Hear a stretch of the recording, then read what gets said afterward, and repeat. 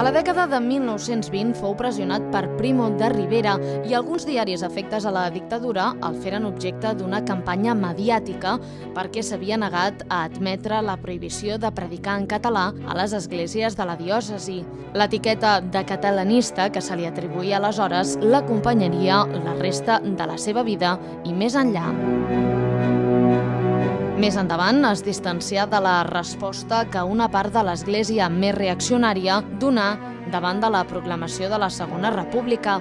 Vidal i Barraquer, seguint instruccions vaticanes, crida als seus fidels a respectar les noves institucions creades, però alhora protestar contra l'expulsió del cardenal Segura, que havia estat bandejat pel govern per les seves accions contra la República. Tercer, demano a tots, especialment els meus diocesans, que m'encomanin a Déu i que em perdonin si els hi he donat algun mal exemple o involuntàriament els he fet sofrir. Els recomano que obeeixin sempre els seus superiors amb la mateixa docilitat en què m'han obeït a mi.